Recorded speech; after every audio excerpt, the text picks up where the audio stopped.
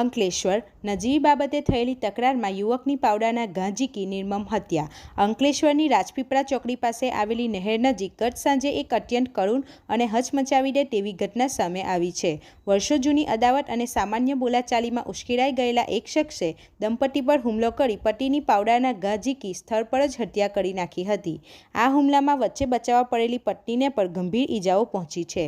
મૂળ સુરતના બારડોલીના અને હાલ અંકલેશ્વર રાજપીપળા ચોકડી બ્રિજ નીચે રહીને ભંગાણ વીરવાનું કામ કરતા રેખાબેન વર્મા અને તેમના પતિ પોલુ રામકરણ વર્મા ઉંમર વર્ષ 35 ગત તારીખ 8/5/2026ના રોજ સાંજે 5:01 વાગ્યે નહેર પર નહાવા માટે ગયા હતા.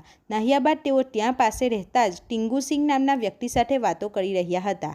તે દરમિયાન અગાઉ તેમની બાજુમાં જ રહેતો અને અગાઉના ઝઘડાની વેરઝેર રાખતો સંતોષકુમાર પૂનમભાઈ વસાવા રહે ગડખોલ મૂળ મિયાગામ કરજણ ત્યાં આવી ચડ્યો હતો. સંતોષે દંપતીને અહીં કંકાસ ન કરો, બીજી બાજુ જાઓ તેમ કહી ગાળાગાળી શરૂ કરી હતી.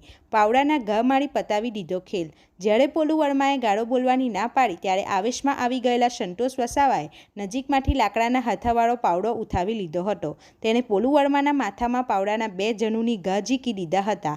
માથામાં ગંભીર ઈજા થવાને કારણે પોલુ વર્મા લોહીલુહાણ હાલતમાં નીચે ઢળી પડ્યા હતા અને ગણતરીની મિનિટોમાં જ તેમનું ઘટના સ્થળે જ કરુણ મોત નીપજ્યું હતું.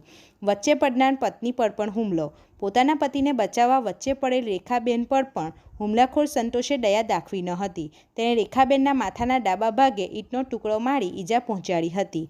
આસપાસના લોકો દોડી આવતા હુમલાખોર ત્યાંથી ભાગી છૂટ્યો હતો. પોલીસ કાર્યવાહી. રેખાબેન દ્વારા અંકલેશ્વર પોલીસ મથકે સંતોષ વસાવા વિરુદ્ધ હત્યાનો ગુનો દાખલ કરવામાં આવ્યો છે. ઇન્ચાર્જ પોલીસ ઇન્સ્પેક્ટર પીજી ચાવડાએ ફરિયાદ નોંધી વધુ તપાસ હાથ ધરી છે. પ્રાથમિક તપાસમાં જૂની અદાવતમાં આ હત્યા થઈ હોવાનું બહાર આવ્યું છે. પોલીસે ગણતરીના કલાકોમાં જ ફરાર આરોપીને ઝડપી પાડ્યો હતો.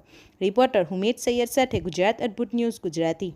આપણી આસપાસ બનતી ઘટનાના સમાચાર જોવા માટે ગુજરાત અદ્ભુત ન્યૂઝ ગુજરાતીને લાઈક કરો, શેર કરો.